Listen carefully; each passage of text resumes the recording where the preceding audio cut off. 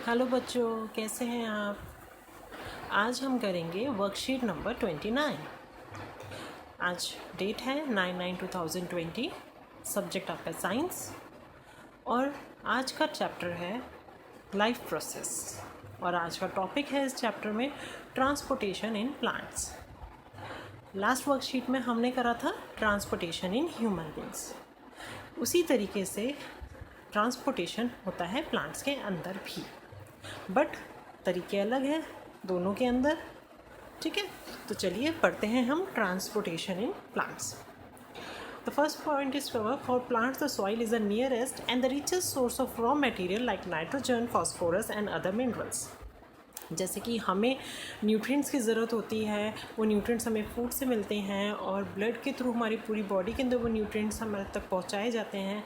उसी तरीके से जो प्लांट्स के पास होता है उसका सबसे नियरेस्ट और रिचेस्ट सोर्स जो है रॉ मटेरियल का, वो क्या होता है, सॉइल होता है। और प्लांट जो हैं वो सॉइल से ही सारे मिनरल्स लेते हैं। कैसे कैसे, नाइट्रोजन हो गई, फॉस्फोरस हो गई या दूसरे मिनरल्स हो गए। The absorption of these substances therefore occur through the part in contact with the soil, namely roots. अब ये एब्जॉर्ब कैसे होती हैं? प्लांट्स के पास रूट्स होती हैं जो इन सब्सटेंसेस को सॉइल से एब्जॉर्ब कर देती है। If the distance between the root and the leaves are small, energy and raw material are easily diffused to all parts of the plant body. जैसा कि क्या है, अगर प्लांट का साइज़ छोटा है तो रूट जो है अकेले ही एक रूट प्रेशर जनरेट कर कर उस वाटर को और मिनरल्स को प्लांट के सभी पार्ट्स तक पहुंचा देगी। बट अगर प्लांट का साइज़ बड़ा है तो इसका मतलब जो प्लांट्स के डिफरेंट पार्ट्स हैं वो तो रूट से बहुत दूर हो गए। ठीक है, वहाँ तक तो सिर्फ रूट प्रेशर से चीज़ें पहुँचाना पॉसिबल नहीं हो सकता। तो उसके लिए क्या ज़रूरत पड़ेगी, उसके लिए इसे कुछ ना कुछ ट्रांसपोर्टेशन के कंपोनेंट्स की नीड पड़ेगी।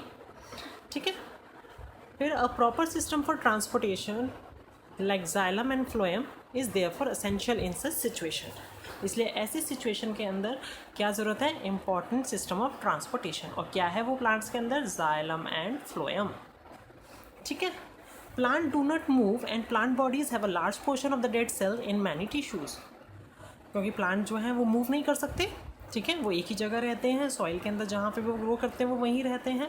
और प्लांट्स के अंदर बहुत सारे डेड सेल्स प्रेजेंट होते हैं in the different tissues. As a result plants have low energy need, इसीलिए उनकी जो एनर्जी नीड होती है वो लो होती है अगर हम कंपेयर करते हैं अपने आप से। क्योंकि भाई हमारे अंदर तो मोशन है, हमें तो एक जगह से दूसरी जगह जाना है, एनर्जी रिक्वायरमेंट बहुत ज़्यादा है। तो as compare to human being, plants को तो कहीं जाना नहीं है, वो तो एक जगह रहते हैं और बॉडी के अंदर उसके बहुत सारे डेड सेल्स हैं। ठीक है, इसीलिए उनको एनर्जी की need as compare to our human beings कैसी होती है, लो होती है and can relatively slow transportation system. इसलिए उनके बॉडी के अंदर जो ट्रांसपोर्टेशन सिस्टम है स्लो काम कर सकता है। ठीक है, बट हमारे अंदर नहीं, हमारे अंदर तो बहुत फास्ट सिस्टम चाहिए। इसलिए हमारा जो है हार्ट एक बहुत पंपिंग ऑर्गन प्रेजेंट है ट्रांसपोर्टेशन के लिए। ठीक है, जो बहुत जल्दी जल्दी ब्लड को पंप करता है और सारे न्यूट्रिएंट्स को जल्दी जल्दी बॉडी के डिफरेंट पार्ट्स तक पहुंचाता है। ठीक है, क्योंकि ताकि हमें इंस्टेंट एनर्जी मिल सके। बट प्लांट्स के अंदर यही ट्रांसपोर्टेशन सिस्टम जो होता है वो क्या होता है, स्लो होता है। ठीक है, देन प्लांट्स ट्रांसपीरेशन। ठीक है, अब ट्रांसपीरेशन क्या है? Transpiration is the process of loss of water as a vapor from the aerial part of the plants. This process helps the plant in the following way. Transpiration क्या है? The loss of water in a form of vapors. जो हमारी leaves के ऊपर, surface के ऊपर जो water आ जाता है वो जो हमारे एनवायरनमेंट के अंदर लॉस हो जाता है, इस प्रोसेस को हम क्या बोलते हैं, ट्रांसपीरेशन बोलते हैं। और यही ट्रांसपीरेशन प्रोसेस जो है ये बहुत हेल्पफुल है वाटर्स के और मिनरल्स के अपवर्ड मूवमेंट के लिए, क्योंकि ट्रांसपीरेशन पुल लगता है इससे। वाटर मॉलिक्यूल्स क्या करते हैं, वाटर मॉलिक्यूल्स के अंदर डिसॉल्व होते हैं मिनरल्स, और वाटर मॉलिक्यूल्स क्या करते हैं, एक मॉलिक्यूल दूसरे मॉलिक्यूल को एक टेंशन, एक फोर्स के साथ खींचते हुए लेके आता है। ठीक है, ऊपर से एनवायरनमेंट के अंदर जो हमारा गर्म टेम्परेचर है वो क्या कर रहा है, वो एवोपरेशन प्रोसेस जब हो रहा है वो प्लांट के अंदर हम क्या बोलेंगे, ट्रांसपीरेशन हो रहा है। ठीक है, हमारा जो वाटर होता है बाहर एनवायरनमेंट में लॉस हो रहा है और वही वाटर मॉलिक्यूल्स क्या करते हैं, दूसरे वाटर मॉलिक्यूल से अटैच हैं, वो जो है तीसरे से अटैच है। इस तरीके से क्या करता है, ट्रांसपिरेशन पुल एक्ट करता है। वो किस लिए काम कर सकता है, वो काम करता है for the adsorption and the upward movement of and the upward movement of water and the mineral dissolve in the roots to the leaves. ठीक है. Second, help in the temperature regulation in the plants. Temperature regulation का काम करता है transpiration. जैसे हमारी body के अंदर एवोपोरेशन काम करता है, ऐसी प्लांट्स के अंदर क्या काम करता है, ट्रांसपीरेशन काम करता है. And the effect of root pressure in the transport of the water is more important at night. Night के अंदर जो रूट प्रेशर का इफेक्ट है वो ज़्यादा होता है. ड्यूरिंग द डे टाइम जब स्टोमेटा ओपन होते हैं, transpiration pull become the major drive. इसके अंदर मेंशन है, देखो आपका जो भी मैंने बात करी थी कि जो स्मॉल प्लांट्स होते हैं उस पर रूट प्रेशर अकेला कामयाब हो जाता है.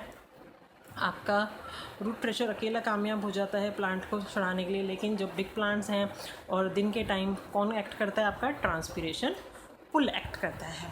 Force is the movement in water in the xylem and no energy is used in transpiration. ठीक है, कोई एटीपी मॉलिक्यूल, कोई एनर्जी यूज़ नहीं होती इस टाइम. सेकेंड है हमारा translocation. Translocation is the process of transport of food from the leaves. जो लीव्स पे फूड बन चुका है by the process of photosynthesis, अब उस फूड को क्या करना है, एक जगह से दूसरी जगह पहुंचाना है, उसको हम बोलते हैं ट्रांसलोकेशन. ठीक है, बट इस प्रोसेस के लिए हमारी एनर्जी की ज़रूरत पड़ती है. देखो यहाँ से आपका जो है दोनों पॉइंट्स के बीच में डिफरेंस आ गया, क्लियर हो गया. इस वाले के लिए आपको क्या है, एनर्जी की ज़रूरत नहीं है, और इसमें आपकी एनर्जी की नीड होती है. ठीक है, इसके अंदर आपका वाटर मूवमेंट हो रही है ट्रांसपीरेशन के लिए. ठीक है, वाटर मूवमेंट हो रही है, upward movement of water and minerals. और इसके अंदर क्या हो रही है, transportation of food and leaves. तो ये आपका ट्रांसपीरेशन और ट्रांसलोकेशन के बीच में डिफरेंस हो गया. ठीक है, then plant transport system move energy stored from the leaves and raw materials from the roots, and there are two main conducting pathways in a plant. Xylem, which moves water and minerals obtained from the soil. Xylem का काम क्या होता है, Xylem काम करता है for the conduction of water. Xylem किसका काम करता है, कंडक्शन ऑफ वाटर. वो वाटर मॉलिक्यूल्स की मूवमेंट करता है जो हमारी रूट्स एब्जॉर्ब करती हैं फ्रॉम द सॉइल्स, उनको प्लांट्स के डिफरेंट पार्ट तक पहुंचाने के लिए. और वो क्या है, रूट्स तो नीचे की तरफ है, उसको सारी चीज़ें ऊपर पहुंचानी है. ठीक है, तो इसका पाथवे क्या हो गया, इसका एक पाथवे हो गया कि वो चीज़ों को नीचे से ऊपर पहुँचा रहा है बस. तो अपवर्ड मूवमेंट हो गई इसकी. ठीक है, सेकेंड है आपका फ्लोएम.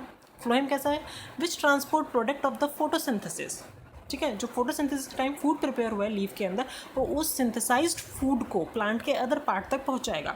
अब सिंथेसाइज तो देखो आपका यहाँ पे भी हो रहा है, लीव्स पे यहाँ पे भी हो रहा है. जो यहाँ बनेगा वो ऊपर भी जाएगा, ठीक है, नीचे भी जाएगा. तो दोनों तरीके की मूवमेंट हो रही है. तो फ्लोएम के अंदर जो मूवमेंट होती है वो कैसी होती है, बाय डायरेक्शनल होती है. ठीक है, बस जाइलम के अंदर वो आपकी मूवमेंट यूनि डायरेक्शनल होती है वहीं पे. ठीक है, then next the difference between the xylem and the phloem.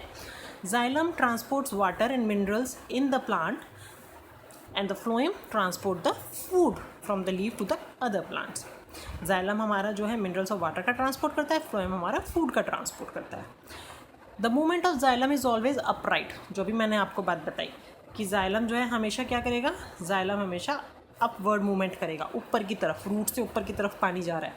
ठीक है, वहीं पे फ्लोएम की मूवमेंट क्या होती है, अपवर्ड भी होती है, भाई पत्तियाँ ऊपर भी, ऊपर की तरफ भी जाएगा, और डाउनवर्ड भी होती है, दोनों ही मूवमेंट हो जाती हैं. ठीक है, transpiration, evaporation of water molecule from the leaf create a suction which pull water from the xylem cell of the roots. यानी वो suction, जैसे आप स्ट्रॉ से पानी सोखते हो ना, पीते हो, और वो ऊपर की तरफ आता है पानी, इसी तरीके से ट्रांसपीरेशन में भी जो है वाटर मॉलिक्यूल्स के बीच में जो है एक सक्शन पुल जनरेट होता है कि एक वाटर मॉलिक्यूल दूसरे मॉलिक्यूल को साथ में खींचते हुए लेके आता है. ठीक है, and the phloem movement depend on the need of the plant and takes place by utilizing energy. ये हो गया हमारा जाइलम और फ्लोएम के बीच में डिफरेंस. इसके बाद हमारा आ जाता है क्वेश्चन आंसर्स प्रैक्टिस के तौर पे. जैसे कि हमने अभी पूरा टॉपिक ही समझा दिया तो ये क्वेश्चन आंसर्स देना बहुत ही आसान हो जाएगा. Let's discuss this also. What are the component of the transport system in highly organized plant. Transport system के कंपोनेंट्स क्या होते हैं. ट्रांसपोर्ट सिस्टम के हमारे कंपोनेंट्स होते हैं जाइलम एंड फ्लोएम. ठीक है, हमने अभी दो ही तो पढ़े हैं इसके अंदर, जाइलम पढ़ा, फ्लोएम पढ़ा. ठीक है, फिर how are water and mineral transport in the water. अब वाटर और मिनरल का ट्रांसपोर्टेशन कहाँ कैसे होता है, यह भाई हम पढ़ चुके हैं इसके अंदर. देखो हमने बता दिया कि जाइलम जो है वो वाटर का ट्रांसपोर्टेशन करता है, और यहाँ हमने बताया यहाँ से लेके यहाँ तक कि ये आपका क्या करता है, फूड का ट्रांसपोर्टेशन करता है. ठीक है, ये आपका आंसर नंबर 2 हो गया. ठीक है।